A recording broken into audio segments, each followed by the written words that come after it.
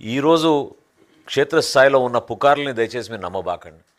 ఒక ఆందోళన సృష్టించడానికి కొంతమంది సోషల్ మీడియాలో అనేక పోస్టులు ఏర్పాటు చేయడం, రకరకాలుగా సమాచారం ప్రజల్లో ఒక భయోందోళన క్రియేట్ చేయడానికి తీసుకెళ్తున్న పరిస్థితిని ఖచ్చితంగా మేము సమర్థవంతంగా ఎదుర్కొంటున్నాం.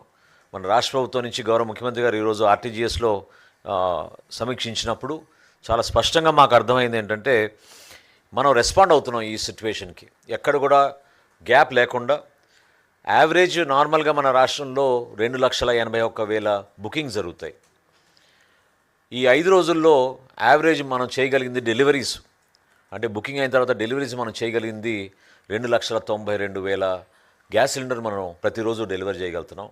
ఒకరోజు ప్రత్యేకంగా 3,02,000 కూడా డెలివరీస్ మేము అందించగలిగాం.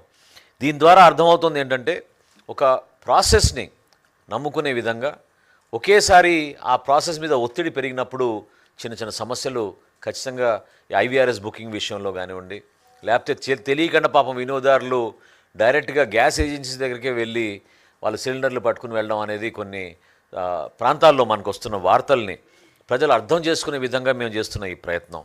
ముందుగా కేంద్ర ప్రభుత్వం చాలా స్పష్టమైన ఆదేశాలు ఇచ్చింది. మీరు గ్యాస్ బుకింగ్ చేసుకున్నప్పుడు మీకు డెలివరీ అప్పుడు ఖచ్చితంగా ఓటీపీ వస్తుంది. ఇది ఈరోజు ముఖ్యమంత్రి గారు చాలా స్పష్టంగా ఆదేశాలు ఇచ్చారు. 100% ఓటీపీ ఉంటేనే మనం డెలివరీ చేయాలి.